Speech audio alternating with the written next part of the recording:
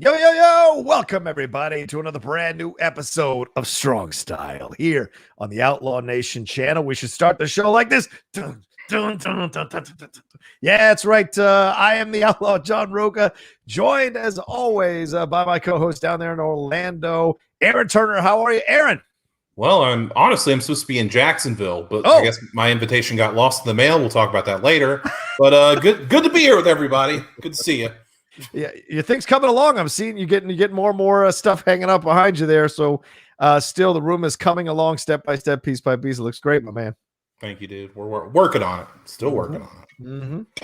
Well, we got so much to talk about today for sure. I'm wearing my Ultimate Warrior shirt in honor of the conversation we're going to have a little bit later about that biography episode, about the Dark Side of the Ring episode, the controversy of WWE moving up that A&E biography to kind of take a little bit of steam away from Dark Side of the Ring. There's also we're also going to preview AEW Double or Nothing. Going to talk about what's going on with that, with Cody Rhodes possibly having some VPs there battling the WWE and NJPW, possibly entering into a partnership as well. Aaron, a lot we're going to cover here throughout the show. And Jim Ross in a bit of hot water for, God forbid, expressing his opinion on social media about who he thinks the best wrestler in the world is. So much to talk about. Overall, before we get into any of the topics, Aaron, what do you feel about this week in wrestling, in terms of professional wrestling and the news and everything that's happening? Because it feels to me like things are starting to ramp up competition. People are starting to slam into each other now a little bit more than we have before. It feels like we're back into the swing of things more than ever. Yeah, man, like everybody's announcing tour dates. WWE just expanded their tour dates. They announced, I think, 5 more cities. So got that going on. Looks like SummerSlam is probably headed for Las Vegas. That's probably where we're going to get that. But it's on the same day as a Manny Pacquiao fight. So I don't know how that's going to work. But they'll probably have to work that out. Yeah. Just a lot of good stuff going on. AEW Double or Nothing. I'm actually really excited to see how that works out crowd-wise. I want to see what that looks like. I want to hear what that looks like. I'm excited for that later today. And I just, I'm excited, dude. I'm excited for what wrestling has become. A lot of this week is going to be we're going to talk about the Ultimate Warrior a lot. Might as well just be Ultimate Warrior week. We're going to talk about some stuff outside of wrestling. So there's not a lot of we don't talk about Raw. We're probably not going to talk about NXT. Right. Might talk a little about I didn't get to catch Dynamite because it was last night, not Wednesday. So I didn't even get to check it out. And I didn't get to check out SmackDown either. So there's a lot that I missed, but we're going to get into as much as we can. That's right. We are absolutely. And please remember, the Streamlabs and Super Chats are open. Any questions you got, any comments you want to, any news items you want us to comment on, please feel free to send in your questions in that manner in the Super Chat or Streamlabs. It's right above Aaron's head, the address. It's also pinned in the chat, and it's also in the description of this video as well. So send in your support for what we do here on Strong Style. All right, where shall we start, my man?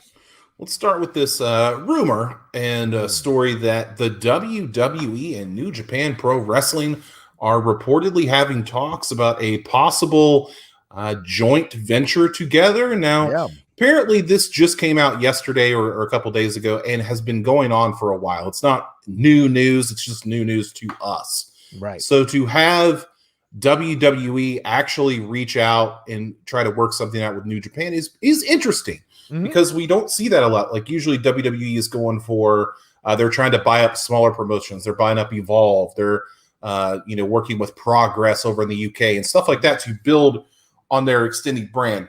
It's kind of interesting that WWE, number one, like entertainment wrestling thing in the world, there's no debate about that. AEW would be your number 2.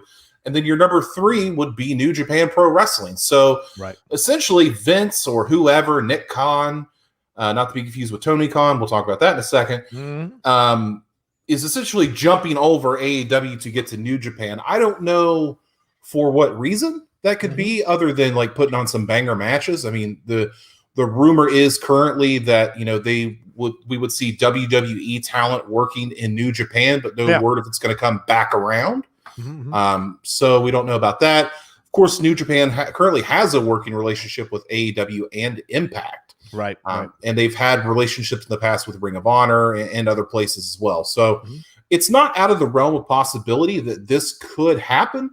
I kind of think that it's kind of BS. Like I don't believe it. I don't believe that that's going to happen because I don't think that Vince or anybody like that wants to cross pollinate and to think like I don't think Vince wants the perception that he's trying to one up AEW. Like I don't think he wants that perception.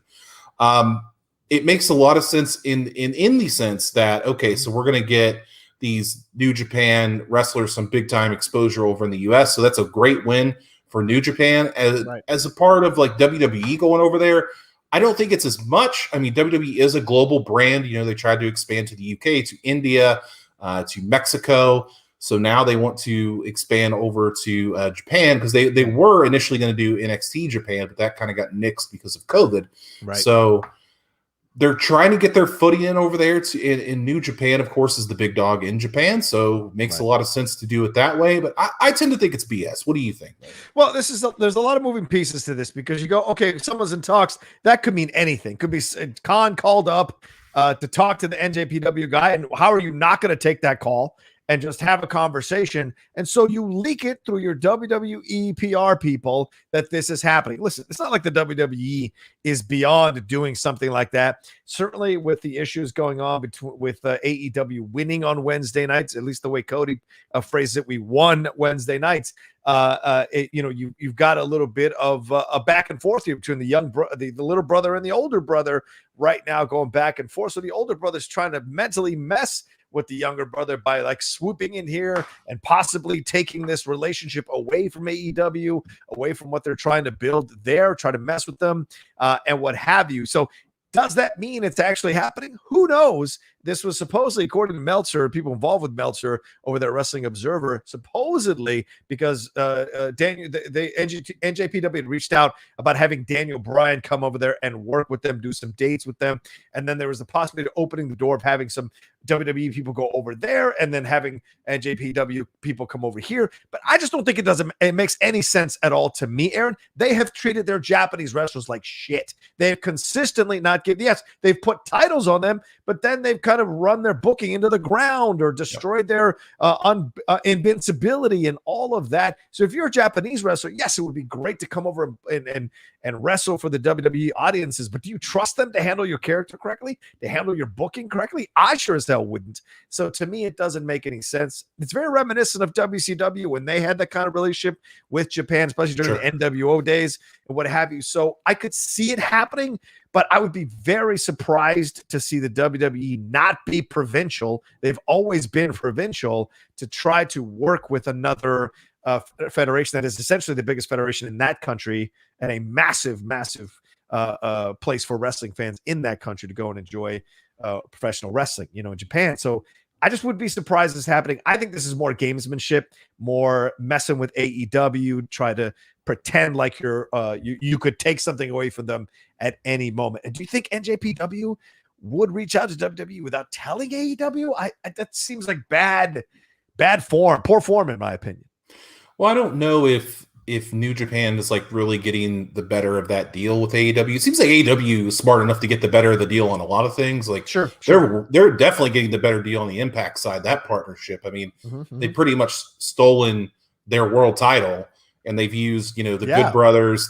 Don Callis is probably going to be an AEW talent going forward instead of in Impact. So I would say that AEW got the better of that. And then I would say that AEW has probably got the better of this relationship with New Japan because they've been able to use some of their talent, showcase their stars, and make it look like, wow, AEW is top dog. And they've got, John Moxley is their United States, the NJPW United States champion. So they seem to be getting the better of that deal.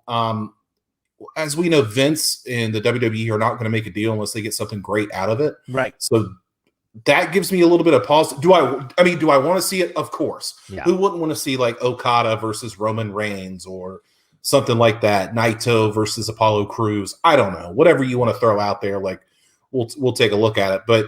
Or the Usos versus the Gorillas of Destiny. I think that would be that's the first thing I thought of when they said, okay, we could see some talent go over there. I was like, oh, send the Usos to work with the Gorillas of Destiny. That would be an absolute banger. But I think we all want that. I think we'd all like to see that. I just don't know if it's. I would love for it to work out. And then we got to talk about this Tony Khan promo. You just watched it before air. Yeah. So Tony Khan last night basically called out Nick Khan, who's the president of WWE. So basically saying, I have a relationship with New Japan. I got it done. I don't know how you couldn't get it done. I've got these people, blah, blah, blah, blah, blah. I think a lot of that was in jest. I think Tony Khan does like a funny ha-ha. I don't think it was meant to be taken too seriously. I think it's just fun. Some fun jabs. I think a lot of people on the internet took it as him being serious, and I think he was just having fun.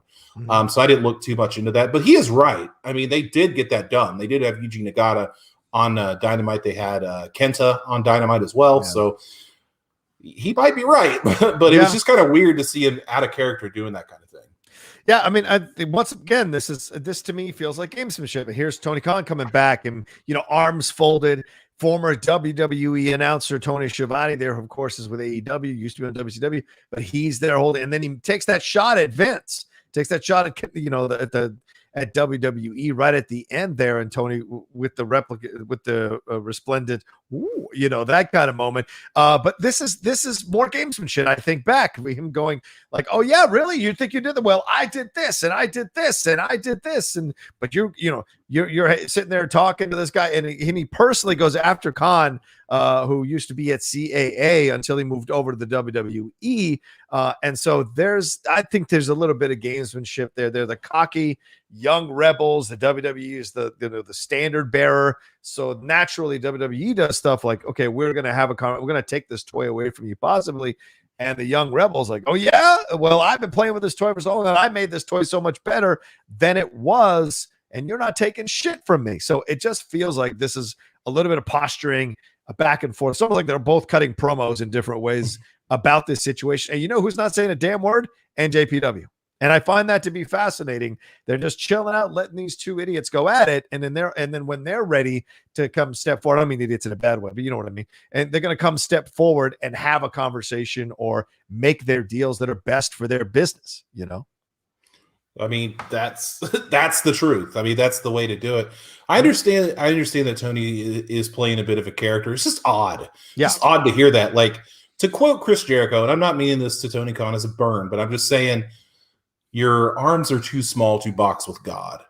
Like like, just calm down on the calling out Vince, because Vince isn't going to respond. He doesn't give a rat's ass. Vince doesn't have to. Yeah, he never responded to Bischoff, so I mean, why is he going to respond to Tony Khan? But anyway, I think that as a fan, I absolutely would love to see this happen. I don't think anybody wouldn't want to see this happen, but if we're going to it's going to be awkward if it's like, okay, well, we're going to have this relationship with New Japan. Well, can we use your United States champion? Who? John Moxley? You mean Dean Ambrose?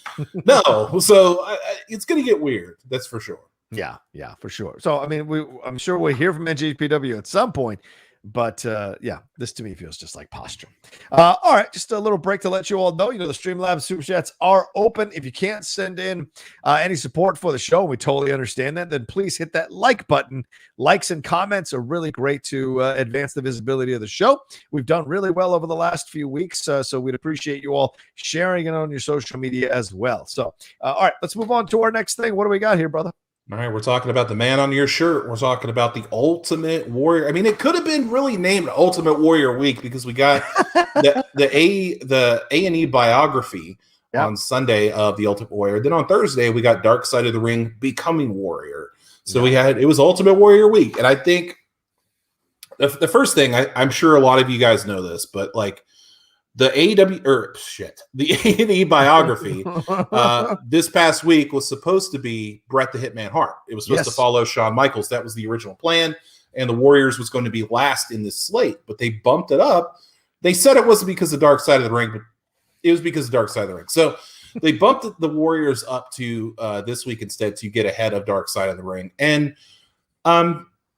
starting off, like, my thoughts on it, I would say that this documentary pretty much hits on a lot of things that I didn't think they were going to hit on. Like, they talked about his drug abuse. They talked about those speeches where he had homophobic slurs and bigoted comments, and the fact that Ultimate Warrior may have not been in the best mental state and it may have gone untreated. A lot of that was going on. It was cool to see a different perspective from his daughters and his wife. Some different points of view, but also interesting as well.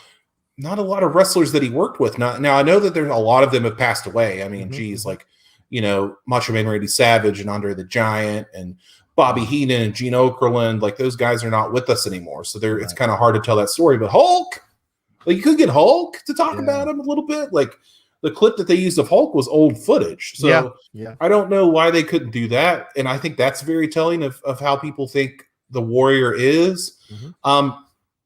Dude, I'm a kid of the 90s. I was born in 1986. So I'm like right in that heyday. Like when I'm 6 years old watching wrestling for the first time, the Ultimate Warrior is like kicking ass. I was a Warrior fan. Like Hulk Hogan, yes. Warrior, yes. Macho, yes. But the Ultimate Warrior was so cool because he looked amazing. Like, whoa, look at all these colors. Look at this guy. He's running to the ring. He's shaking the ropes. Like, what is going on? And I think much like Booker T we talked about earlier a couple weeks ago, the music, dude. Like, you want to talk about something that defines somebody. That music, when it hits, and there went John Rocha, but when it hits, that music, that dun dun dun dun dun dun dun dun dun dun dun, you just get excited, man. Like, there's no other way to put it. Like, you would be jumping out of your seat. Like, as a kid, like standing on the rail and hearing that dun dun dun dun dun dun dun dun, dude, like, it would get you jacked. And you would see this dude with all these streamers, and he would come in, he'd have a match for like 3 minutes, just beating the hell out of somebody, Barry Horowitz or whoever the hell it was. Like the Ultimate Warrior just was running through everybody. And you're like, this guy cannot be stopped. Like Honky Tonk Man, longest reigning Intercontinental Champion. Doesn't matter. The Warrior beats him in 2 minutes. Doesn't matter. Andre the Giant, Hulk Hogan's the only one that could body slam him? No. The Ultimate Warrior could body slam him too. Like it's just this dude, like a fucking rocket, just came out of nowhere. So, I mean, it was also cool to see like his beginnings with Sting as the Blade Runners, Blade Runner Rock, one of the fucking worst tag teams you'll ever see in your entire life. So bad. And they talk about how these guys went two separate ways. Like Warrior went more of the I'm going to be a character route. Sting went more of the, he sat under the learning tree. He learned the business. He learned to respect the business. Right. And we see where Sting is at. So, and Warrior kind of went the other way. He didn't necessarily care for the tradition of the business. He didn't care about, necessarily taking care of people in the ring and stuff like that. So it's a mixed bag because I love the hell out of that character, the Ultimate Warrior. Yeah. But the man, I think for most of his life, the man was maybe misunderstood or something was going on there. And I think towards the end, I think both shows, we'll talk about Dark Side later, but I think that both shows really turned it to where it's like, okay, well, maybe this guy eventually figured it out and got his shit together. So, I mean, what do you think, man? I mean, you got the shirt, so you got to have some opinions on that. Yeah, I mean, I absolutely, look, there was a time, and I agree with you, like I grew up, because I'm a little bit older than Aaron, this was my time, right? The 80s and 90s, that's the first golden age of professional wrestling. Yeah, you mentioned all the stars. You've got Piper, you've got Rick Rude, you've got all these guys throughout, Paul Orndorff, Jake the Snake, and what have you. But Warrior was the one that came out of nowhere. And I know they show the old matches when he's just starting out, kind of showing who can be. And essentially, they're squash matches, right? What Ryan Satin and I used to battle about all the time when we did our reviews of Raw and SmackDown. I hate that kind of stuff, but it's because I've been seeing it for 4 decades, right? And so to me, it's tired. But when I was watching it the first time, it was a way to really introduce a character in the 80s, really introduce them. And you see that he's still working out who he is. And this had been a build. What I came away from this biography, what I took away from this biography essentially is you've got a window into a man who had a lot of emotional baggage, a lot of stuff that he was navigating and negotiating and trying to figure out. He had a very healthy self-esteem and arrogance and selfishness, but underneath that was an incredible amount of insecurity because he did probably feel that he was worth this kind of stuff, But because from the beginning, he wasn't really schooled to understand how to balance things out emotionally, how to balance things out in his world as a man, because he didn't have his dad there to kind of guide him through most of it. You saw a guy who would just like was grabbing the brass ring, but not understanding how to hold on to the brass ring, how to maintain yourself at the top. A lot of people can get to the top, and we've seen this in every arena of entertainment. A lot of people can get to the top, shoot to the top. It's staying there that is difficult. It's staying there that's going to take so much out of you, but it's also staying there that signifies that you are an actual talent and worthy of legendary status. Now, with Warrior, it was just his sun shone so bright that it was able to stay in people's memories, people's minds for many, many years. But I thought the biography was a really great exploration of the man. And I think more people need to start understanding these situations. Yes, we want to denigrate him for his 20s. A lot of people are fuck-ups in their 20s. Why don't you show me Ric Flair in his 20s, Hogan in his 20s? Yes, they're doing the business. What kind of shit are they saying behind the scenes? What kind of machinations are they doing? Who are they fucking over so that they can stay the man? You know, those are those kinds of things. I think Warrior didn't have that. Warrior didn't have that ability to fuck people over like that in a devious way. He's more like a battering ram. You know, I should be the one. I should be making this money. I'm the best. Blah blah blah. Hogan's more like, you know, brother, you should really let me win the belt here. You know, there's a difference, right? And Warriors flames out. Hogan stays around for a while. Yeah, but people, because of the way his story ended, because of him delivering that speech at the Hall of Fame, because of that final speech and all of that. And this biography does a great job by showing you the window through his daughters, as you mentioned, Aaron, which I think was fantastic. That was a way to make you feel like you could connect to this guy and understand this guy. And his wife spoke so glowingly, her second wife rather spoke so glowingly about him throughout that biography. So for me, I walked away from that biography having a better understanding of who this man was, flaws and all.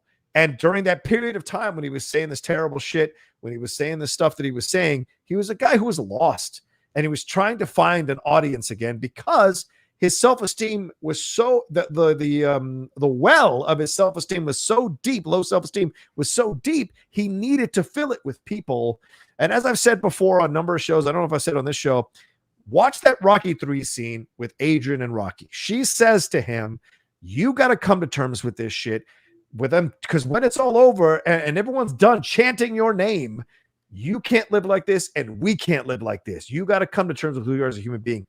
And that didn't happen until he met his second wife. And I think just like Savage, things changed. And that happens in life with people. And so a little more grace and understanding for the mistakes he made as a youth, but he still was incredible for what he did. So I like the biography. It made me feel more connected to him as a person, and certainly made me cheer for his daughters and whatever they're endeavoring to do with their lives.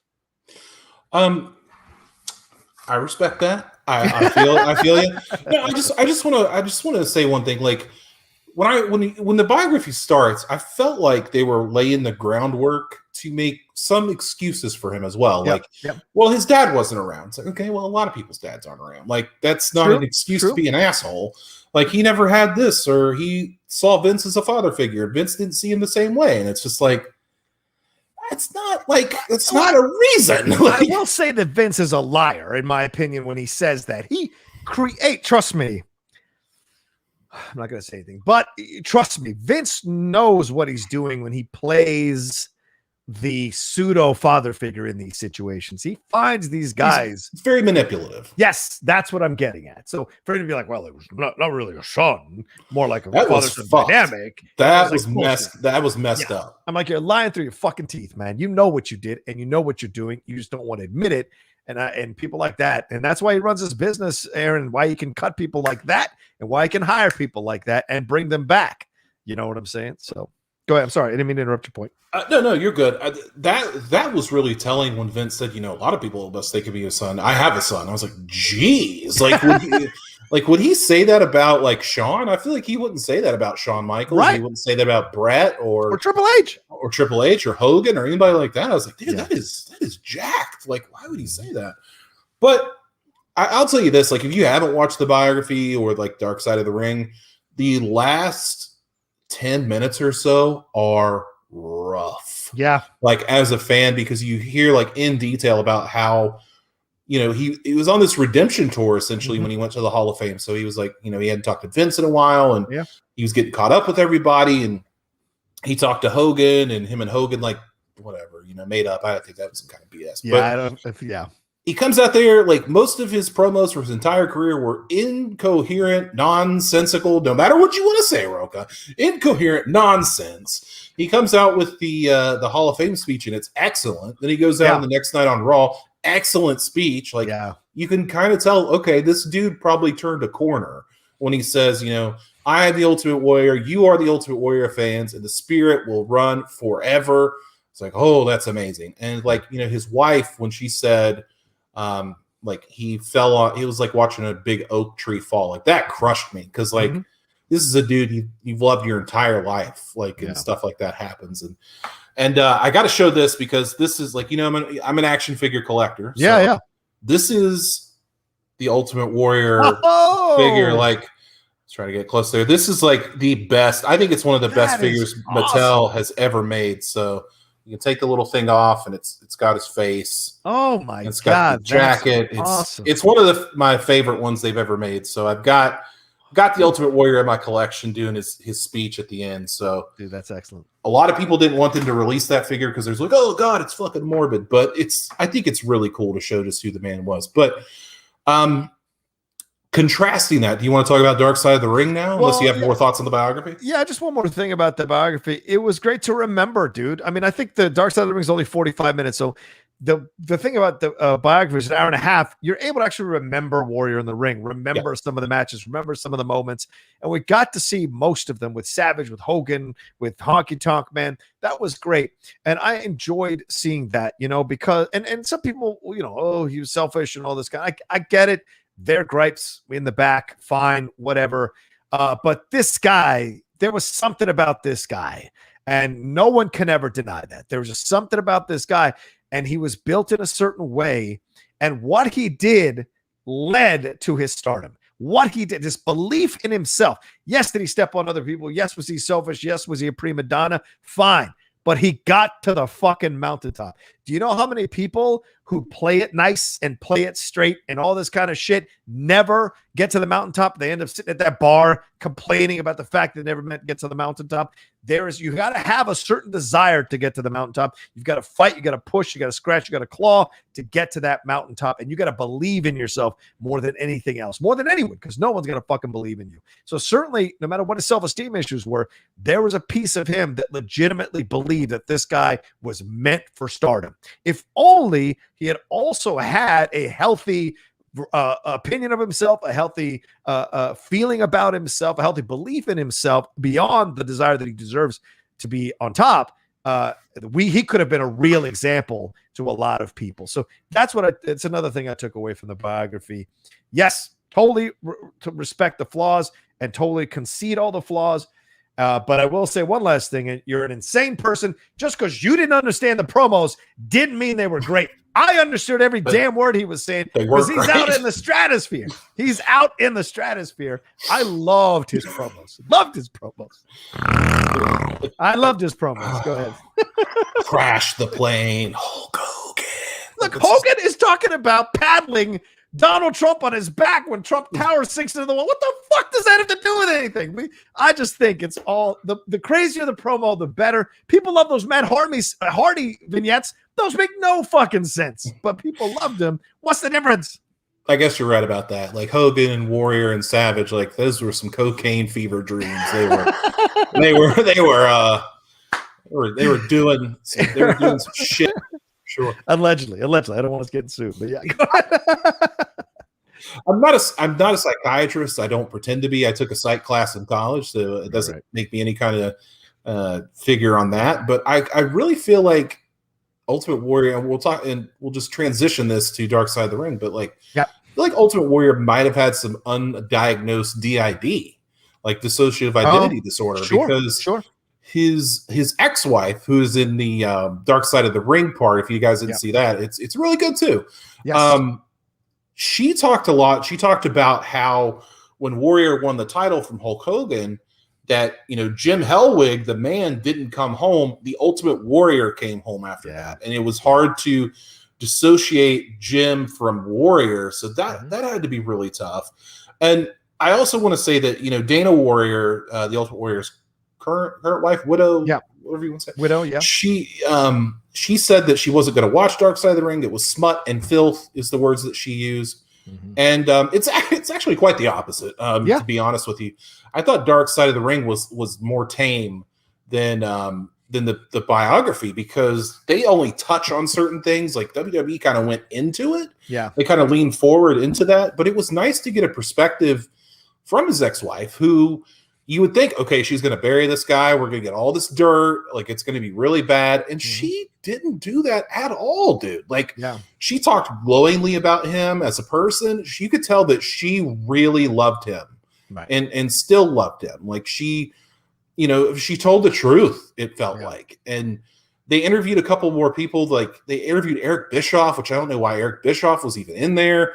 They had Jim Ross on there. They had Jim Cornette. They had Jake Roberts, which they talk about Jake in a minute. But it's like, I thought the Dark Side of the Ring was a nice companion piece to the biography. And I think someone said it in the chat, like, if you combine them together, it's a pretty good comprehensive bio. Yeah, I would agree with that 1,000%. You're right, Aaron. I watched them back to back. And I thought it was a great watch, the Dark Side of the Ring one as well, because it was good to see his beginnings through the prism of someone who was actually there, his wife, who was there for the ins and outs. Dana Warrior can talk about it all she wants, but it's all hearsay hearsay from what or third party stuff from Ultimate Warrior. Sure. But like his first wife, she was there for his rise through Mr. George, and they don't mention it at all or much at all in biography, which I think was probably Dana Warrior's doing,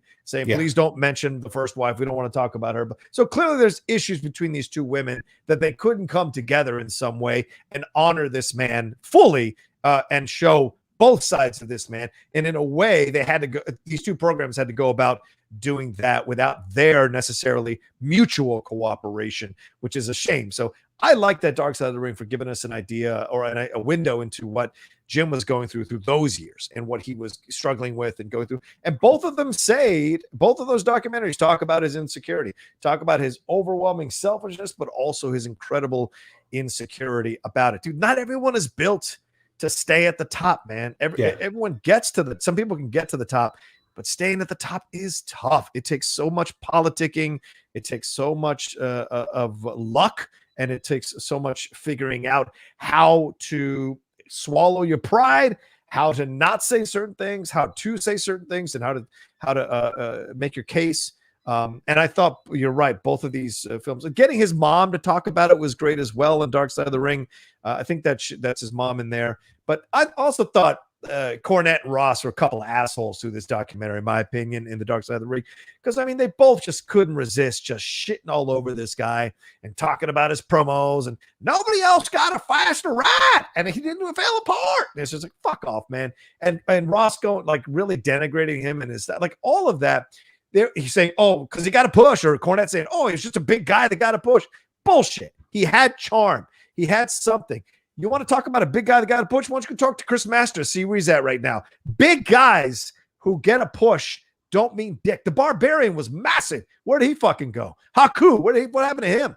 It's Warrior. It was his personality, his charm, his look, his ability with these promos, the tassels, the paint, all of it. But it was his charm. It's always the organic charm of the person that gets over with the fans. That's how they become memorable and legendary. And Warrior shot to the top, not just because he got the push, and not just because he got put over by all these other wrestlers. It's also because the fans fucking loved him. So that's what I came away with that. Well, I mean, you can't say that Warrior wasn't over. That's for sure, because was just a body, because the guy, like, there's a term in like the action figure business called toyetic, where you look at somebody and you go, holy shit, like what a great action figure that would make. Like you look at somebody today, I would contribute that to like the Finn Balor demon character. Like, whoa, we can make several toys out of this person. And Ultimate Warrior, like was par with Hulk Hogan Yeah. for all that merchandising run, shirts and banners and face paint and tassels and water bottles and frisbees and lunchboxes, whatever the fuck they could have. He was on it, dude. Yeah. So I don't understand this whole flash in the pan thing. I think Bischoff said, like, if you ever thought he was a flash in the pan, like, dude, like, come on. And there's a part where they showed behind the scenes of the self-destruction of the Ultimate Warrior DVD that the WWE put out. And you could see where they were interviewing Gene Okerlund. Yeah. And Gene Okerlund, they said, I guess this is kind of like some kind of shoot deal. Like, we're supposed to just talk bad about the Ultimate Warrior. It's just like, whoa. Like, Mean Gene looked like he didn't want to be there for nothing. Like, I don't know, man. Like, I have conflicting feelings on the Ultimate Warrior. Like, it looks like a guy that I loved as a child. He did some crazy shit. And then he looks like he turned it around in the end. But can you necessarily... Can you forgive? I don't know. Like, I don't know. But it's just, and something else, like Jake the Snake Roberts, when he talked about having a roll of quarters in his hand that he was going to punch the Ultimate Warrior at the Hall of Fame, dude, that's just dick measuring. Like, you were not going to punch this man at the Hall of Fame in front of his family. Absolutely ridiculous. Yeah. Well, I mean, yeah, exactly. That was, I mean, I will say this, Aaron, you and I had a different reaction to that moment. To me, that made me tear up a little bit. Because I know that rage that you carry, that grudge that you carry for years. And clearly Jake, and I don't know if this was, and I'm wondering if this is where Jake was this before Jake got with DDP. And it was after. Okay. So clearly Jake had something, some final issue he needed to work out here, but Warrior disarmed him with his honesty. Once again, the charm of this man. He walked up to him and he disarmed him with his honesty and saying, "Hey, I'm sorry I ever said that about your family. I'm sorry I ever did those things. That's not who I am. That's not me." And he said, if we can just put this by, or he says something like, if you want to be upset about it, that's fine. I just wanted to let you know. That's how you do an honest apology, ladies and gentlemen. That's how you really apologize to somebody, is you completely accept your behavior from the past and don't try to explain it. Don't try to give it me. Just say straight up, it was bad behavior. I wasn't right. I had a lot of shit I was working out, but I'm very sorry about everything I said, everything I ever did. And you have to mean it. And people, when you mean it, people sense it in their bones and it completely drops their guard. And you saw Jake kind of, said, he disarmed me, man. He disarmed me. And that was so moving. Said rest in peace at the end. He said rest in peace. And he meant it. Yeah. And at the beginning, they didn't show it in the documentary, but at the beginning of it, he says, like, man, when he passed, that hurt. That one hurt, and so that's the truth of the matter there in that situation. So these guys, I mean, the 80s and 90s guys, Aaron, they all went through fucking crazy wars with each other in the ring, all this kind of stuff. And it was a time where there wasn't that extra level of help or that extra level of opportunities for them outside of the WWE. So essentially, you're stuck in this house with all these people. And you've got to, in every room you go into are people you've already been seeing for a number of years. Whereas in the 90s, it started to change. And as in the 2000s, people start going to do movies, going to TV shows, going to these other things. That breaks the wall a little bit and possibilities open up. And I don't mean Thunder and fucking Paradise. I mean real fucking shows. You know what I'm saying? So those are the things that I think at the end of the day that is the difference between the second golden age and the first golden age.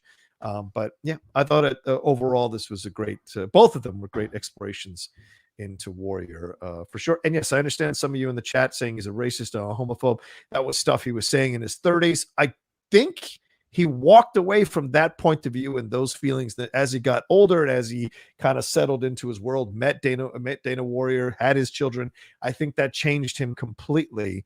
And all of you are lying to yourselves if you don't think a lot of your heroes in the 80s and 90s didn't feel the same way about homosexuals and black people who were wrestling in the WWE. So just throwing that out there for you all to have a little perspective about the wrestlers you admire. Certainly I've had my own journey with Hogan for the last few years. So there you go. Well said, man. Well done. Oh, and by the way, wait a minute. Yeah. Like Zeno Hour says, Chris Masters just minded his business. Rocha takes shots at him. It's true, because Chris Masters is always cool in my book, because what happened one time was a tree fell on Chris Masters' mom's house. Whoa! And what did he do? He pulled the tree off. That's awesome. Like a man. He is a man. Like just couldn't get over with the fans, but he could pick up a tree. So I respect that he could. I was taking shots at him. I was just saying he didn't get over with the fans, and you could argue his physique was every bit as good, if not better, than Warrior's physique. It's about the inner charm of somebody. That's the point I'm making. I'm not taking shots at him. Shout out to Chris Masters. Keep doing your thing, brother. Do your thing, brother. I got no hate for you. The Master Lock, I think, is what it was called. All right. What do we got next? Oh yeah, let me see if we got some super chats that came through. Let's bring them up and address them here on the show. So there's three. I go all the way back up here. Yeah, here we go. This first one's from Chris Taylor. Good old Chris Taylor. It says Warrior's bio has been my favorite. After this week, I think I learned Warrior couldn't handle the pressure of being the top guy. Yeah, Aaron, seems like that seems to be coming through when you watch these documentaries. Yeah, I think a lot of people forget too. Like, you know who else couldn't handle being the top guy? Shawn Michaels. Like, so if Shawn Michaels, arguably the best wrestler, in-ring wrestler of all time, cannot handle the pressure of being a top guy, I think we can give Warrior a break on that. Yeah. Being the top guy is not easy. Everybody who said it I don't know if it was in Biography or in Dark Side of the Ring, as soon as you get to that, then the target is on your back and everybody's coming after you and undercutting you. Trust me, I know that experience. Everyone is talking crap. Everyone is saying that things are being made to favor you be staying at the top. Trust me, I know that nonsense. And those are the things that you have to deal with when you're one of the top stars in any league you're in, from other people who want that spot, can't earn that spot, can't win their way to that spot, but want that spot simply because they think they deserve it. And that's the kind of shit you have to deal with all the time when you get to that spot. So staying there is not easy, and fending off people who are constantly trying to undercut you or find any little thing to come at you for, or manufacturing bullshit to come at you for, is what you have to deal with. And it's a shame. It's a fucking shame. You know, and I don't think Warrior was built to do that. John Alexander said, you can make a whole dark side just on who Hogan politicked and screwed over. Yeah. Well, yeah. Yeah. I don't think they'll ever do that because they want Hulk Hogan to be on the show. But yeah, kind of, yeah. This one feels weird. Why does he get to talk about everyone else's fucking flaws, but no one gets to talk about Hogan's flaws? That is bullshit. I think you should absolutely do a whole season of Dark Side of the Ring on Hogan, year per year, as he was the top guy, and let people chime in with what they experienced under Hogan's reign. And the next season is Ric Flair, and let's hear what people had to experience. Bret Hart. Let's put Bret on there. Bret, and then Dusty after that. You know, well, you can't put Dusty on there. R.I.P. R.I.P. Dusty. I love Dusty. All right, there we go. And thank you so much, John Alexander, for that contribution. Let me look at our Streamlab. Oh yeah, Justin Toner. What's up, Justin? What's up, Justin? He says, hi, John and Aaron. Baylor versus Karrion Kross 2 in NXT this week was excellent. DiBiase and Grimes continue to be gold. Looking forward to Double or Nothing Sunday night. Looking forward to hearing you guys' predictions for the matches. Dynamite was good last night. There you go. Yeah, I'm sorry I missed it. Like, I don't know. I've been kind of busy lately, but I did see the $1 Million Man stuff with Cameron Grimes, which continues to crack me up because Ted DiBiase is like low key one of my favorite characters of all time, if not my favorite. Like, just the way that he still does the character to a T. And I'm glad to see that he's aligned himself with LA Knight or Eli Drake. I want to see that happen. So I love anytime $1 Million Man shows up and it's just the $1 Million Man. It's so good. It's just it's timeless. It really is timeless. And he's such a great guy in person. Such a great dude. 1,000% agree with you. All right. Anyway, never gets old. Let's move on to our next thing then, Aaron, as we move forward during the show. Yeah, so Jim Ross got some hot water this week, as you may have heard earlier. He made some comments about the best wrestler in the world, and immediately there's controversy. I'll read a couple of quotes from Jim here, and we'll talk about this. Okay. He's in regards to Randy Orton, he says, if he's not, of course it's subjective and only my opinion. There's a lot of good ones out there right now. I don't think anybody is better than Randy Orton in the wrestling business. Of course, that's so subjective. I love Randy's work, although I don't watch it regularly enough to make a great evaluation. In the last several months that I've tuned in to watch some of Randy's segments, he doesn't disappoint. No matter how the creative is packaged to him, he doesn't disappoint.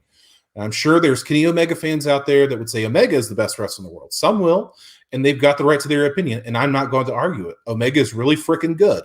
In any event, it's a good time to be a fan. A lot of great talent out there, improving their game, adapting, and adding things. I do want to add what Chris Jericho said in response to Jim Ross. He said that he believed that Omega is the best in the world. Mm-hmm. And then Kenny Omega followed up with a tweet, which I believe was in kayfabe. A lot of people did not. He said, meh, I'd rather believe the bigot cuck, dimwitty drones, and the guy that thinks I'm WWE champion. So what do you think this is the big deal about this story? And I want to know, who do you think is the best wrestler in the world? Ultimate Chris Masters. No, Chris Masters. Here's what I'll say. First of all, Jim Ross has got every right to express his opinion about this situation. He's earned it. My man spent decades in this business. He's seen them come and go. And he said, I've got connections with a lot of these guys. I helped pick out these guys. I've been with them and helped them get paychecks outside the WWE or after my time with the WWE had been over. So he's got a special relationship with certain people, and naturally that's going to play into his bias. He's a human being, but I think he's got every right to speak about who he thinks the best wrestler in the world is. And look, Randy Orton has been doing it long enough that at some point we had to stop and start reappreciating or fully appreciating what he's been able to do. One of the veterans now, himself having some really shady stuff in his past as well. When he was younger, he was able to, kind of go through that and come out the other side. And people in the end now are starting to really like what Randy has done and really enjoy what Randy is doing, putting people over, still delivering quality matches, keeping that body in incredible shape, arguably better shape than when he was a younger guy. And so you got to give it up to Jim Ross, like expressing his opinion about it. Now, if I'm Cody Rhodes, if I'm Chris Jericho, and you know what he says every time he comes on the dark side of the ring, I'm Jim Ross, the voice of AEW, and he's not going to pick an AEW guy, that's a bad situation. If there was another movie trivia league, and I'm like, well, the best movie trivia player is the best player in that league rather than anybody in my league, and I'm a representative of the movie trivia Shimoda, I get in a shit ton of hot water with Christian Harlow for sure, and logically so. So I think in this situation, he kind of was opening himself up for criticism, and he's a little bit of a fool for thinking that people wouldn't be upset about this, and especially Chris Jericho, Kenny Omega. He did try to walk it back, but walking it back by saying, I don't know why people got upset. You fucking know how social media works, JR. You give me that shit. So you know what was going to happen. And so in the end, this is what, but I think the man's got every right to express his opinion. People going crazy about it. That makes no sense to me because him having that opinion doesn't devalue your opinion. So I think JR was giving himself a pat on the back because he brought in Randy Orton. I think that was part of it. So that's fair. But I think that JR gave himself so many outs with so many caveats. He was like, I understand that people would say Omega, and they're right. Like, I understand. Like, he made sure to back himself up. And I think he thought that would be okay. He did. That okay, this will be fine. I don't think Kenny took offense to it. I think, like I said, I think that tweet was in kayfabe. I think the thing the Bucks tweeted was in kayfabe. It's for me, I look at the roster top to bottom. To me, there's still nobody better than AJ Styles. Like, Daniel Bryan's right there as well, but I look at AJ Styles from top to bottom. I'm like, this dude could have a great match with anybody. Yeah. Put him in there with heel, face, doesn't matter. The people are going to get behind him. They love AJ. To me, he's the best wrestler in the world.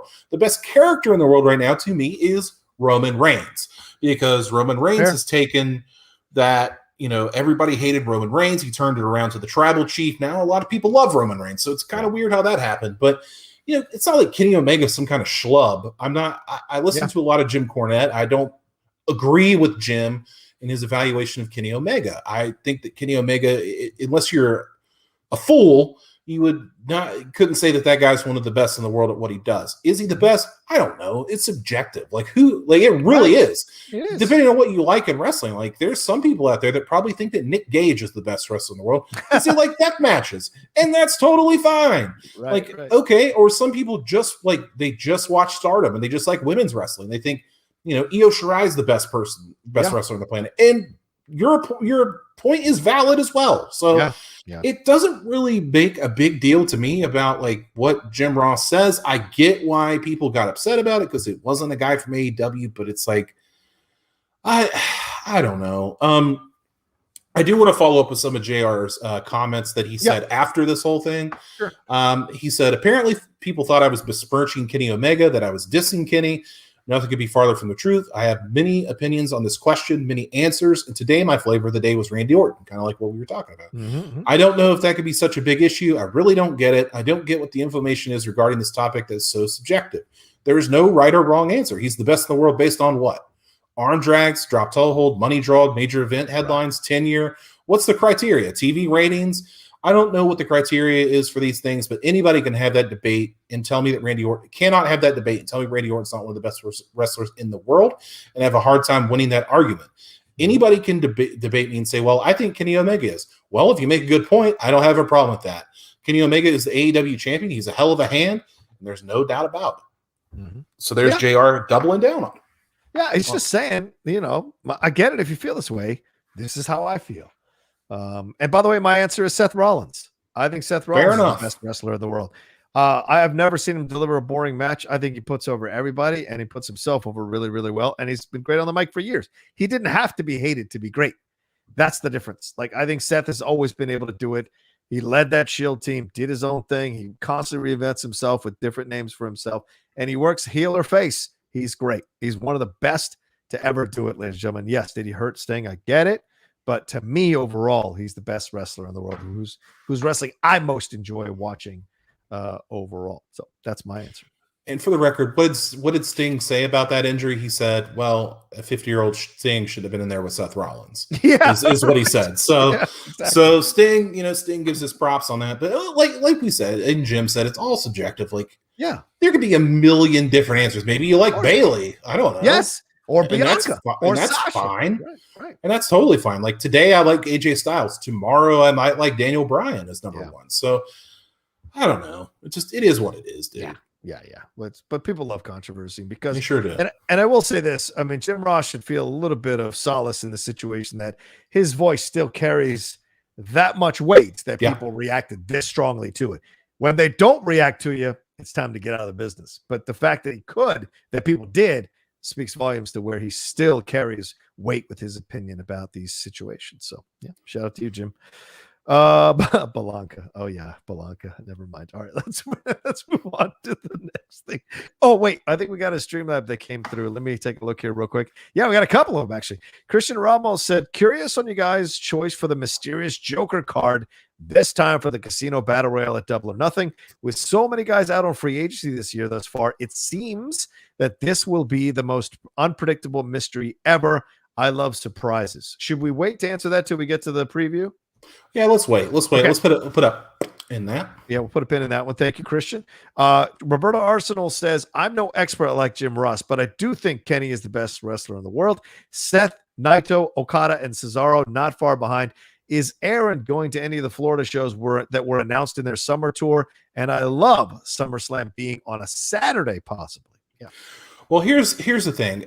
I have press credentials for AEW, but I guess I either missed the sign up to go to Double or Nothing or whatever, but I didn't get to go, or I would have gone for sure.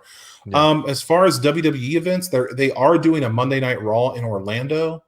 I'll have to see if my friend wants to go with me because he's my guy that we go with.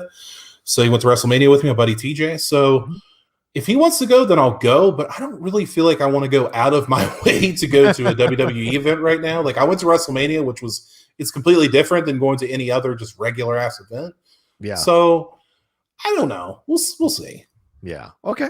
All right. Fair enough. And I take your point, certainly, Roberto, rather, about the Naito, Okada, and Cesaro as well. But like I said, it's all subjective, as Aaron said here. So, all right, let's move on to our next thing, brother. What's our next story?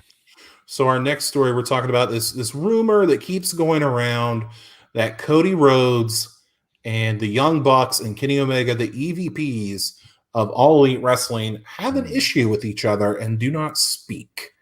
Now, this is something that's been going on for the past couple of weeks, and Cody addressed it on the conference call that he had. I was on the call, but I didn't ask any questions, but I was there. But he spoke on this because people want to know, like, hey, man, like, what's the deal? Because that's, Jim Cornette talks about it. Jim Ross talks about it. People have been saying that they don't talk based on how Cody and his segments run as opposed to the Young Bucks. Because I said this a lot too. Like sometimes it feels like Dynamite is like fighting itself. Like some of it feels like a traditional wrestling show, Yeah. and some of it feels kind of different. I won't say like it's not bad, but it's just different. Like it's more faster paced than it is the rest of the show because it's kind of like an oxymoron with each other. Right. So I think that's what started this, because sometimes it feels like it's battling each other. But I'll read what Cody said here. He said, well, when I heard that story was floating around, it's one of those things I chopped up as we've been very successful. AEW and with NXT losing the Wednesday Night Wars, that created a lot of anger, Rhodes pointed out. And I understand there's a lot of hardcore NXT and WWE fans out there. And that's why these stories like this don't surprise me. I think people need something to cling to. And a sexy story as that is, I talk to Matt and Nick every day. I talk to Kenny very often. I support their projects fully. They've been supportive of all my projects, and we would not be able to put this show on the air. Tony's the man and Tony's the boss, but we would not be able to put this show on the air if the four of us were not functioning as a team. Yeah. Unfortunately, it's not very sexy to say, but there's no truth to that. Again, we're one team, and we're expanded to TBS, and we will remain one team. Yeah. So what do you make of these comments? Are you believing this? Well, here's what I'll say. He is the face of this league, this promotion. So he's got to come out and say, you guys are making stuff up. Everything's kosher. We're good. We talk all the time. I know it's sexy, blah, blah, blah. But usually it's been my experience when there's smoke, there's fire. So that doesn't mean that what people have been reporting is 100% true. But I'll be damned if you're not going to have disagreements with business partners. I'm going to be damned if you're not going to have disagreements on booking or what to focus on, what not to focus on. That's the natural course of business, especially when you have these guys who are kind of alphas in their own unique ways, coming together to work together to make sure the product is great and make sure it succeeds. And as they're getting more and more success, and they are getting more and more success, naturally they all think their voices carry a little more weight. So you're going to have these battles occasionally within these conference rooms, or times where you don't speak to a guy for a couple of days. That's not unheard of to not speak to a guy. You don't got to cut. I don't know if I'm like Cody saying he talks to these guys every day, but in the end, this is him just kind of papering it over a little bit. Certainly there's smoke here, but him saying there's not really a fire, I think speaks volumes to what the situation is. Because I got a feeling the Young Bucks, they poked fun at it. The Young Bucks did as well in their video, but I got a feeling if it was real, Young Bucks would have a completely different interpretation or a completely different approach to how they presented this situation overall. What do you think? I think you can't help but listen, Cody's a traditionalist, second generation wrestler. His brother's a wrestler. His dad, of course, is Dusty Rhodes. So you're going to have a different perspective than these guys that didn't come up that way. Omega didn't come up that way, and neither did the Bucks. So you're going to have different philosophies on what pro wrestling is and what pro wrestling should be. For sure. So being a bit more of a traditionalist is going to clash with those ideals. Now, have they made it work so far? 100%. I think AEW Dynamite has been quite a success. Yeah. I mean, they're expanding to TBS. They're getting another show. I think you'd be a fool not to think that AEW has been successful. Can it continue? Well, I mean, we're seeing stuff in the women's division. That's a big question. Like Kenny Omega is supposed to be the guy that's running the women's division. We've seen them take good strides lately with the talent they brought in, like Thunder Rosa. They've been, pushing Brit Baker to the moon, which is great. And I think we're making good strides there. So as long as they can keep it together, it's fine. As long as the show doesn't keep battling itself. Yeah. That's the thing. That's the thing I look for. I like watching Dynamite most of the time. But like I said, sometimes it feels like it's at odds with itself. And if they could somehow iron that out, like Cody's the traditionalist, the other three guys are more new age wrestling. And if Tony could be that mediator, that middle ground, and as you bring in guys like Christian and Paul White, aka the Big Show, and you bring in these vets that may not necessarily wrestle all the time, but could be a coach, it's going to do nothing but help iron that out and blend that together. So as long as they can work that out, I think it'll be fine. I think there's a lot of smoke to the story, but not a lot of fire. Yeah, well, of course, because what's happening, they're becoming more successful. So as you become more successful, people are going to start trying to poke holes in it or trying to take any kind of little thing and blow it up to try to undercut your success or to ride the coattails of your success for their website or their YouTube channel. so they can generate clicks and likes and comments and what have you. So that's going to happen. That's the game, unfortunately, here in this world. So no surprise at all. Okay, let me see if we got any more Streamlabs or Super Chats. Nope, not so far. So ladies and gentlemen, keep sending them in. We got a few more minutes left in the show as we jump into a couple more stories here, and then we are rolling out of here for this Saturday. So please send in your Streamlabs Super Chats if you have any questions you want to ask us as we go through. All right, what's next, brother? Now we're talking about the AEW Double or Nothing pay-per-view preview. So, dude, hit me with those matches. And let's make some predictions. All right, let's go through it here. Let's jump first into let's do this. Let's do Ryo versus Serena Deeb for the NWA Women's Championship. What do you think happens here? Well, we know Riho's the first ever AEW Women's Champion. Decent talent. Serena Deeb has been very good lately. I don't see her dropping the NWA title to her. They want to keep it on a big stage. I'll take Serena Deeb. I take Serena Deeb as well. I mean, I agree with you absolutely. And Riho is doing what she can do here. Certainly showing up and showing out. It's great to see. But Serena Deeb seems to be the kind of the at this moment, they seem to want to keep the belt on her. And so I think that's what's going to happen here overall, for sure. I agree with you 1,000%. All right, let's move on to our next match here, the Casino Battle Royale. What do you think is going to happen here? All right, let me run down the participants here as I see it. We've got The Blade, Griff Garrison, Max Caster, QT Marshall, Brian Pillman Jr., Dustin Rhodes, Lee Johnson, Nick Camarado, Anthony Bowens, Colt Cabana, Jungle Boy, Isaiah Cassidy, Matt Sydal, Christian Cage, Dark Orders number 10, Matt Hardy, Penta El Zero Medio, Mark Quinn, Powerhouse Hobbs, Evil Uno, and your mystery person. So first you're going to tell me who the mystery person is, and then we'll get your prediction here in just a second. Okay. I think the mystery person is going to be Andrade to build up that match with him and Kenny Omega. So I think we're going to see Andrade show up. And then who do I think will win? It's either going to be Christian, which I hope it isn't, or Penta. And I want to go with Penta because he's my guy. So I'll go with Penta. Okay. I think Andrade makes all the sense in the world. So I think I'll go with that again as well.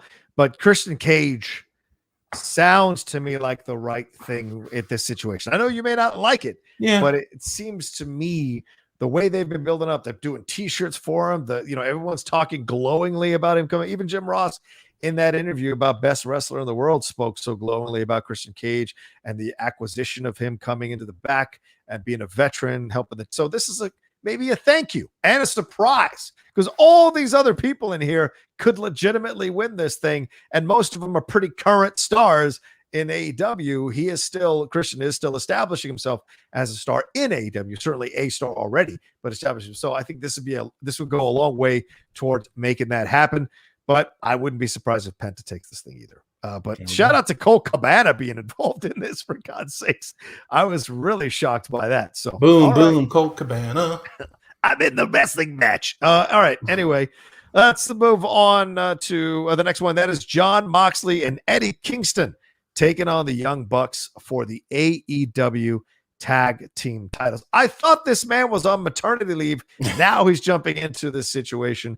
What do you think is going to happen in this tag team championship? He doesn't care about his child. No, his boy. This rivalry is odd. Eddie Kingston and Jon Moxley as a team are fun to watch. Of course, the Young Bucks are fun to watch. They've been better since they've been coming heels. I'm going to go with the Bucks here to retain, to keep their heeldom going. I think they'll eventually run afoul of the Good Brothers if they ever get officially signed to AEW. Yeah, nothing seems to fit. I like Jay Hayes. Nick Gage is going to show. I like Nick Gage. But nothing seems to make me believe that Moxley and Kingston should have the belts. It feels a little bit like when they put people together, you're just like, wow, they're just creating a tag team out of thin air. Do you really want that? Like with Sheamus and Cesaro, at least initially. And then, of course, they became pretty strong down the road. But you're just like, I don't know if that really works for me 100%. So I think the Young Bucks, hey, I think they punched their own card in this one and take the victory as well. But I think it's going to be a heck of a match. And hopefully there's no, terrible lightning or explosions rather that pop off terribly. But yeah, I think that's the situation. Oh, someone's saying Sting. Do you think Sting shows up? in this situation. Well, he's in the match, so that's probably, it's just Gramash. He just wants Gramash Sting. Sting's gonna win. Wow. All right. He just wants Sting to show up somewhere, if not everywhere. Yeah, I guess. All right, let's move on to Sting and Darby Allin. This is the next one. Speaking of Sting versus Ethan Page and Scorpio Sky. What do you got in this one? I will take Sting and Darby Allin if Sting's not wearing a T-shirt. If Sting is wearing a T-shirt while he wrestles, then I'll take the other two because I don't want to see Sting wrestle in T-shirt. Thank you. That's it. That's all you got. That's it. That's all I got. That's all the analysis you're getting today. All right, fine. I say Ethan Page and Scorpio Sky. They need it. They do need it. Sting and Darby Allin are already pretty much established here in AEW. Sting pretty quickly, Darby Allin soon after. So, but I think for sure that they need Ethan Page and Scorpio Sky need this victory to kind of elevate them. And neither Sting nor Darby Allin's going to lose too much by losing this match. And this helps elevate these guys and maybe give them an opportunity to see what they can do and maybe set some program up here going forward for sure. All right. Our next one is the Pinnacle versus the Inner Circle Stadium Stampede. Oh boy. All right. What do you think? This is coming after blood and guts, man. Yeah, so what do you think? I'd rather this not be a thing, but I understand why it is. But I will go with the Inner Circle because they got to get their win back. We have to have a blow off for the blow off and the blow off. Mm-hmm. So, I mean, I don't know what they do after blood and guts and Stadium Stampede, but I think the Inner Circle is going to win. I think Jericho's going to get that win back. Will it be as good as the one last year? I thought the one last year was actually quite good considering what they were doing. Yeah. I hope this can be just as good, but I'll go Inner Circle. Okay. Yeah, because they break up if they lose. All right. Isn't that the stipulation? I think they have to break up the Inner Circle. Is that correct? So let me go ahead. Let me double check on that. So I think if they have to break up the stipulation, they have to break up forever. So I know people think the Inner Circle is going to win, but wouldn't that be something if they swerved everybody and the Pinnacle won again and kind of put the kibosh on this, and then you separate this team out, and maybe they even battle with each other. But then again, who's the Pinnacle going to take on if it isn't the Inner Circle? There is no other massive faction that rivals what the Pinnacle have put together. So maybe what the Inner Circle put together. So maybe the Inner Circle takes this one just to be able to go toe-to-toe with the Pinnacle down the road. And as you said, get that victory and then setting up maybe a rubber match here between these two massive factions down the road here, Aaron. So yeah, maybe Inner Circle, but I wouldn't be surprised if they You are 100% right. If the Inner Circle loses, they are to break up. So how does that change your prediction at all? You still think Inner Circle? No, I mean, Chris Jericho is going to go on tour eventually. I think he's got a tour date here in Florida. So, I mean, eventually he's got to go on tour, but I don't think they're going to lose. Okay. All right. All right. Lance Archer versus Miro for the TNT Championship. What do you got, bud? Well, Miro just won it. So I'm going to go. I mean, it's pretty simple to predict. I think I'll go with Miro, but I think that Lance Archer is a guy that, he's a big monster. He's a big guy. He can do some stuff in the ring. The time window's closing, man. I just want to see these two big ham hocks bash into each other like Godzilla and King Kong style. Sometimes, listen, man, I like finesse wrestling. Bret Hart's my favorite wrestler, but sometimes I just want to see two big meat slabs bump into each other. Sure. And this is something that I want to see. So as long as it's a good match, I'm here for it, but I think Miro will retain. Yeah, I think it's a good first opponent for him. It's going to test him. It's going to be two different styles here.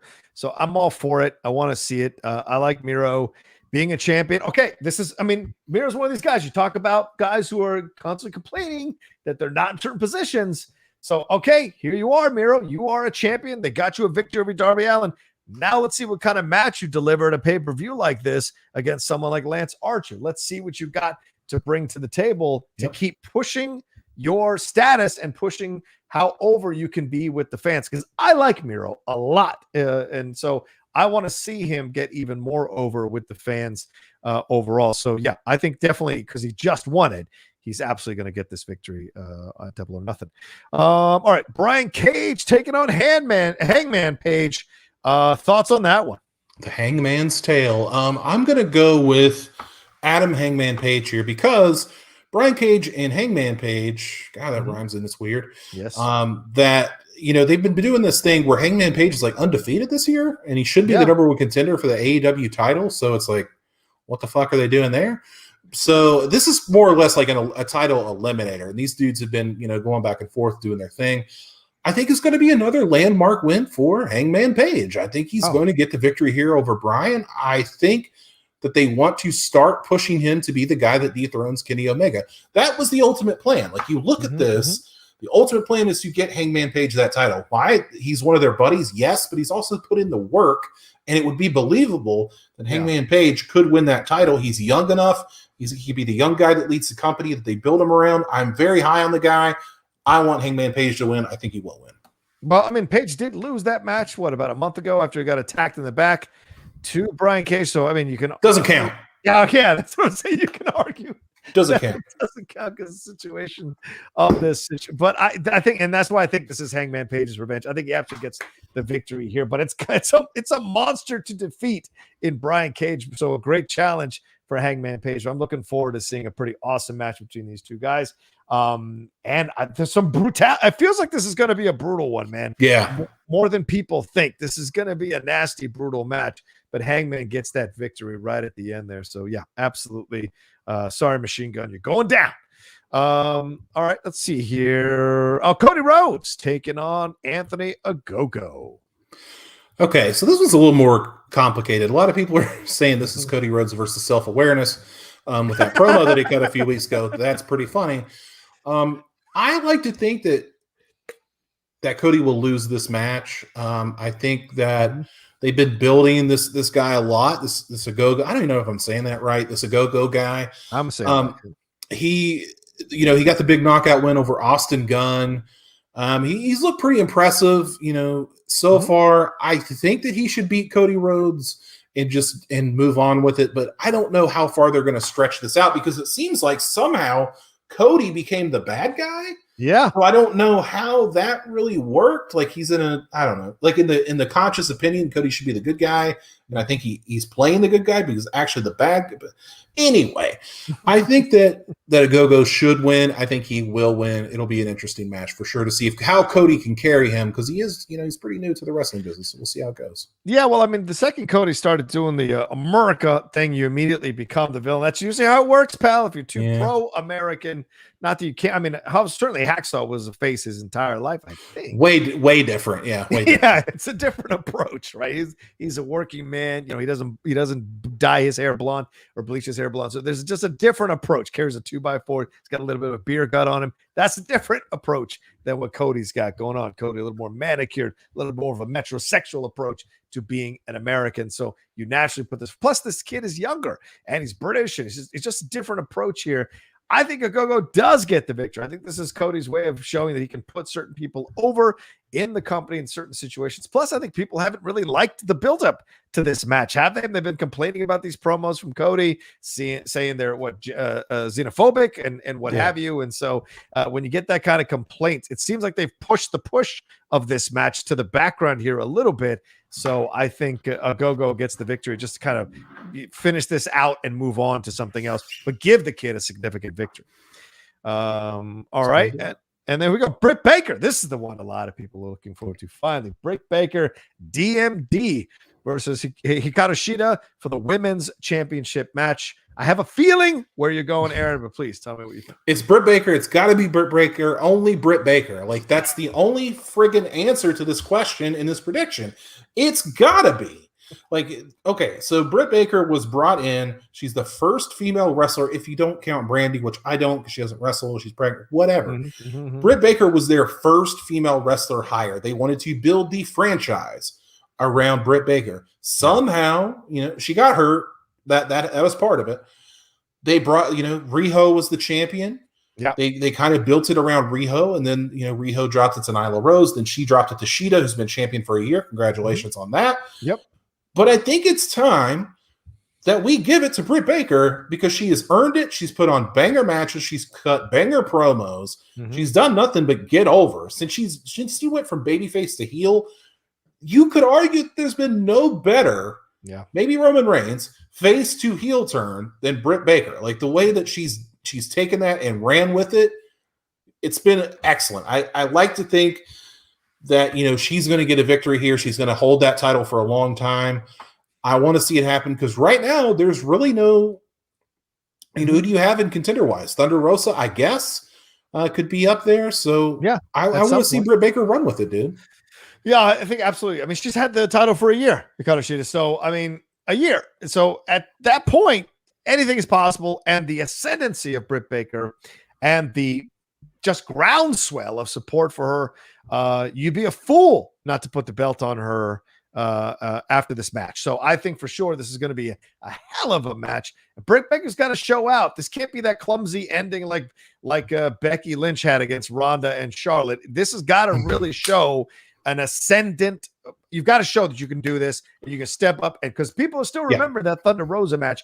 Can you improve upon the Thunder Rosa match? Can you deliver a coronation match that really gets people shoots people into the stratosphere for support for you? And I think that's the possibility here. If Britt Baker can do that, then her winning the belt will have that extra level of oomph that you want to have from someone who's taken the belt off someone who's had it for a year. You know, we just talked about Warrior a few minutes ago. Aaron Warrior did it, 35 seconds against, or 19 seconds against the Honky Tonk Man, after he had it for a year. So that's a different kind of approach because the man would gas out after 5 minutes. This has to be a really good, extensive match that both of them show up and show out, and you get Britt Baker really showing that she deserves to carry that belt. And then maybe you set up a Thunder Rosa program, which would be awesome. Well, I want to bring up a point that you made that point about Ronda, the Becky finish. I will tell you this, what I thought should have happened in that match. Okay. Ronda should have tapped to Becky dead center of the ring to establish Becky. Absolutely should have happened. Yep. I think the way that you not only establish Britt Baker with this victory, but the way to really establish her in the division is have her tap Sheeta out. Ooh. No matter how you get it there, whether there's interference or something, you get Britt Baker to tap Sheeta out. That will establish her as a force in the division and solidify her as women's champion, no doubt. Okay. I can't see that happening, but that's a great suggestion. I absolutely agree with you. All right. I'm going to read one thing here because I was looking at something here with the Pinnacle. I was reading a prediction here. Fansided is saying that they think the Inner Circle is ready to disband and that they're going to lose because Santana and Ortiz are due for a shot and a run with the AEW World Tag Team titles. Could they be taking them off the Young Bucks? And Sammy Guevara can mount a highly prolific singles competitor, and Chris Jericho could go on his tour with Fozzy. So do you think that is possible logic that could work against the Inner Circle here in this match? I feel like you just want me to change my prediction, but I'm not going to. I'm going to stick to it. Okay, by that logic, what happens to Jake Hager? Yeah. Where's he go? I don't know where he goes. That's a great point. Sammy Guevara, I mean, he's great talent. As a single star, I don't know, dude. I don't know if he can do it on his own. So maybe he has Hager as his bouncer, as his heater. I don't know. But Santana and Ortiz, uber talented. Yes. Great. Love them. So, I mean, if they're going to break up, I think everybody will be fine except for Hager and maybe Sammy Guevara. All right. Not changing it, though. I just wanted to try a little bit. So, because I think the Inner Circle will lose. Pac versus Orange Cassidy versus Kenny Omega for the AEW World Championship. Arguably the greatest wrestler in the world here, Kenny Omega. Oh, I thought you were talking about Pac. Sorry about that. Go on. What do you got in this situation? Both of these men, Pac and Orange Cassidy, have been kind of bringing themselves or building themselves to this moment against Kenny Omega. This one, dude, this could be match of the year. Well, what potential? There's match of the year potential with these three. What do you think is going to happen? I think there's a lot of potential in this being a really great one, too. I agree with you there. I think it's going to be good. I think it's going to be good enough to establish Kenny Omega as a dominant force as the AEW champion. I feel like this is just going to be just a bridge match. Like, it's going to be good. I think that Kenny Omega will pin Orange Cassidy. And I think that everybody's going to get some good stuff in. Like, Pac's going to get his stuff in. Orange Cassidy's going to get his stuff in. Kenny's going to get his cleaner stuff in. So, I mean, it's going to be Kenny Omega in the end when it's all said and done, but it should be a great match. Any chance Orange Cat? I mean, hell no. I mean, Omega's taking shots at him, saying that he's not even worried about him, that Pac is the guy he's worried about the most.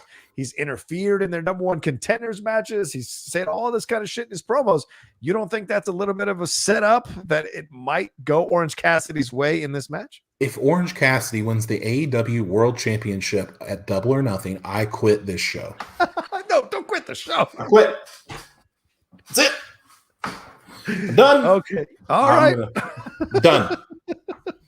There you go. Jericho and All the right. Inner Circle disband, and so does Strong Style. What the fuck? See you later, bitches.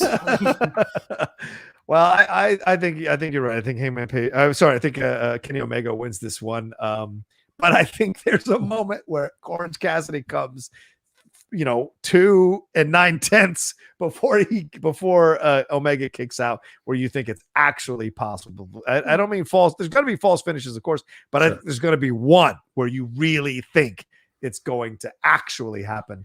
And then it turns around and Omega wins this thing. But yeah, not yet Orange Cassidy, but I think it's there. I think it's absolutely there if they want to go that route a little bit further down the road. So stop it. I'm just saying. Stop it. I'm keeping the people in the chat want me to release the Kraken. I'm keeping it in.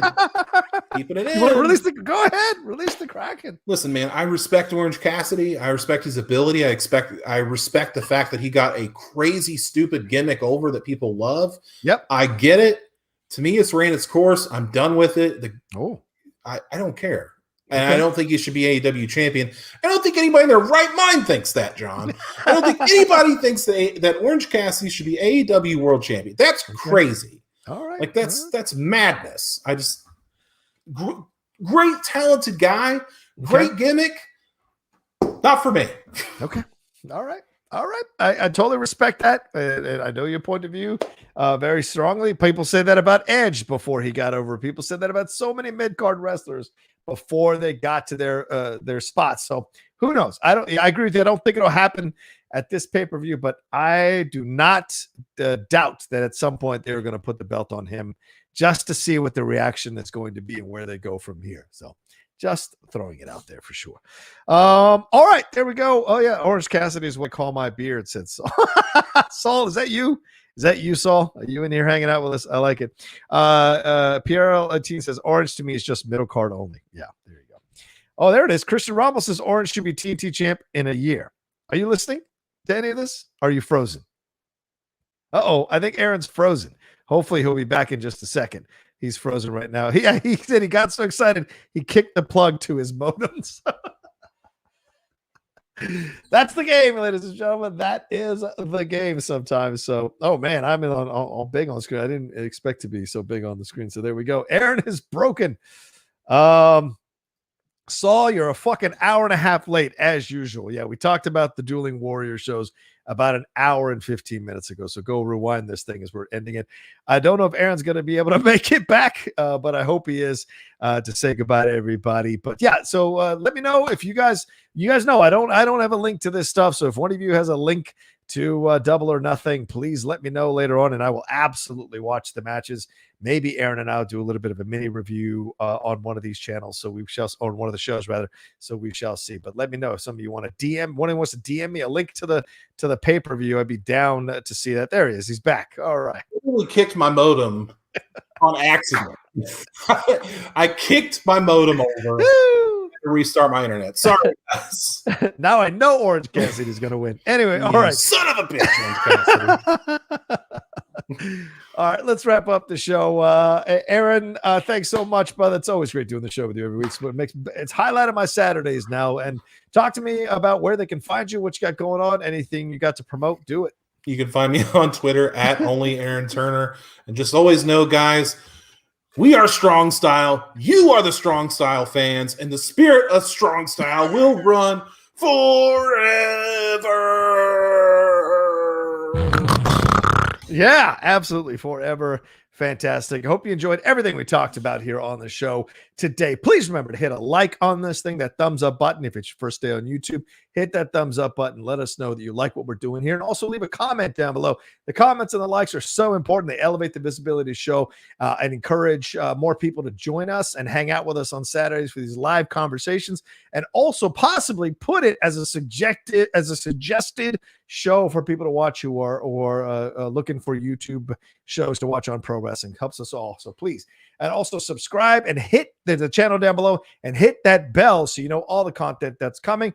Got a Cruella review that's out right now. Going to be a Quiet Place 2 review that's going to come out this weekend as well. I'm finally going to watch Army of the Dead and drop a review of that as well and let you all know how I feel about the movie. So look for all that stuff. Well, he kicked himself out again. All right, we're out of here.